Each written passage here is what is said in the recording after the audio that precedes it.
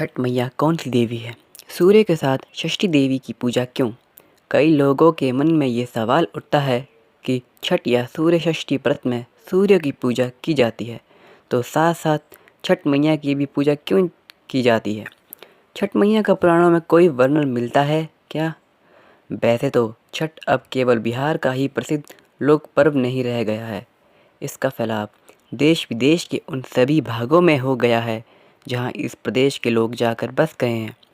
इसके बावजूद बहुत बड़ी आबादी इस व्रत की मौलिक बातों से अनजान है। आगे इन्हीं सवालों से जुड़ी प्रमाणिक जानकारी विस्तार से दी गई है। पुराणों में षष्ठी माता का परिचय श्वेतोपनिषद में बताया गया है कि परमात्मा ने सृष्टि रचने के लिए स्वयं को दो भागों में बांटा। दाहिने भाग से पुरुष, बाएं भाग से प्रकृति का रूप सामने आया। ब्रह्मवैवर्त पुराण के प्रकृति खंड में बताया गया है कि सृष्टि की अधिशास्त्री प्रकृति देवी के एक प्रमुख अंश को देवसेना कहा गया है। प्रकृति का छठा अंश होने के कारण इन देवी का एक प्रचलित नाम षष्ठी है। पुराणों के अनुसार ये देवी सभी बालकों की रक्षा करती है और उन्हें लंबी आयु देती है। षष्ठांशा प्रकृतेरा चौसा षष्ठी प्रकृतिता बालकाधिष्ठात्री देवी विष्णुमाया च बालदा आयुप्रदा च बालना धात्री रक्षणकारिणी सतता शिशु पार्श्वस्था योगेन सिद्धि योगिनी। षष्ठी देवी को ही स्थानीय बोली में छठ मैया कहा गया है। षष्ठी देवी को ब्रह्मा की मानस पुत्री भी कहा गया है, जो उन्हीं संतानों को संतान देती है और सभी बालकों की रक्षा करती है। आज भी देश के बड़े भागों में बच्चों के जन्म के छठे दिन षष्ठी पूजा या छठी पूजा का चलन है।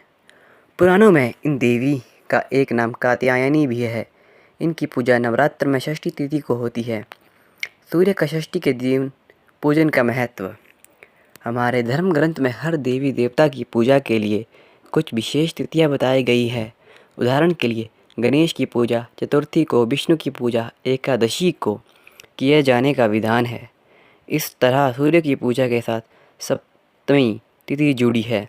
सूर्य सप्तमी, रथ सप्तमी जैसे शब्दों से यह स्पष्ट है, लेकिन छठ में सूर्य का षष्ठी के दिन पूजन अनोखी बात है।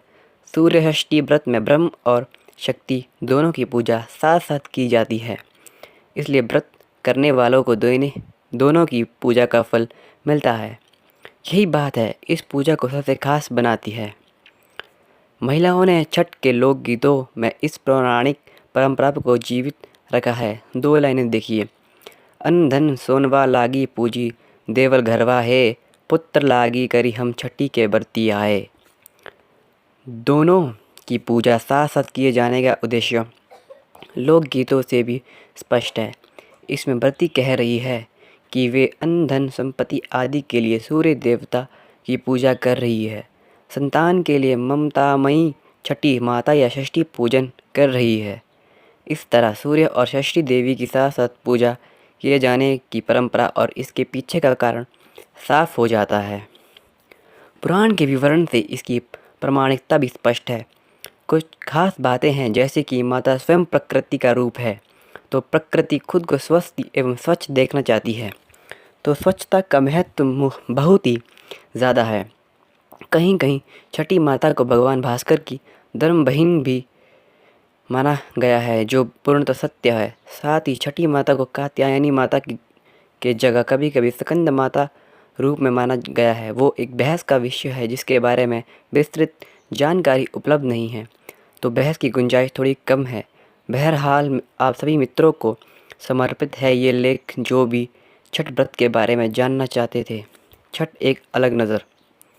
अक्सर ही भारत भूमि में व्यर्थ जल कुंभी की तरह उगे वामपंथी और फर्जी नारीवादी और फर्जी दलित चिंतक हिंदू समाज एवं सनातन धर्म को नारी एवं दलित विरोधी बताते नहीं सकते। आमतौर पर समाज और इतिहास को गलत तरीके से प्रस्तुत कर सनातन धर्म एवं भारत भूमि की एक नकारात्मक तस्वीर प्रस्तुत करने की पूरी कोशिश की जाती है। आमतौर पर हमारा समाज जो धीरे धीरे अपने इतिहास एवं संस्कृति से विमुख होता जा रहा है, इन्हीं फर्जी वामपंथियों की प्रस्तुत तस्वीर को अपना इतिहास मानने लगता है। और सर्वधर्म एवं सब संस्कार को पथभ्रष्ट हो जाता है। ऐसे विकट समय में आता है लोक आस्था का महापर्व छठ, जो इन कुटिल मानसिकता वाले लोगों के द्वारा बनाई हर भ्रांति को तोड़ता है। सबसे पहले नारी विरोधी तस्वीर को तकरीबन 90% छठव्रती महिला की ही होती है, जिनकी सहायता करके सभी पुरुष और महिलाएं मिलकर करते हैं। दूसरी बात, भारतीय समाज का ब्राह्मण को विशेष दर्जा देना। छठ महापर्व एक ऐसा त्यौहार है जिसमें ना किसी पंडित की ज़रूरत पड़ती है, ना किसी मंत्र की।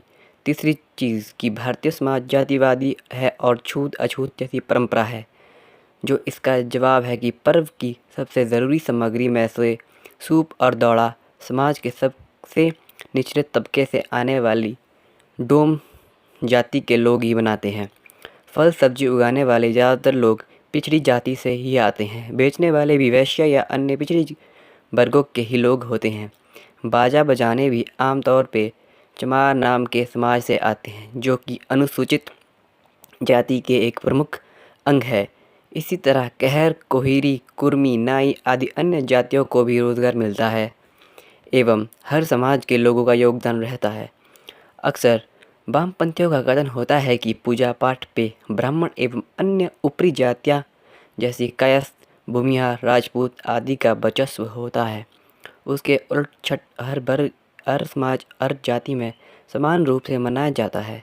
सभी प्रकार के व्रती एक साथ एक घाट पे बिना किसी भेदभाव के अर्घ्य अर्पण करते हैं, जिससे ये तो पूर्ण रूपेण साबित होता है कि वामपंथियों, फर्जी और नारीवादियों एवं फर्जी दलित चिंतकों का भारत एवं सनातन धर्म का नकारात्मक चिंतन पूर्णतः मिथकीय है और साजिश है हमारे गौरवशाली संस्कार एवं संस्कृति के खिलाफ। एक अन्य खास पहलू छठ व्रत में हर तबके को रोजगार के साथ मुद्रा का बहुत बड़े पैमाने पे हस्तांतरण होता है, जिससे अर्थव्यवस्था पटरी पे बनी रहती है।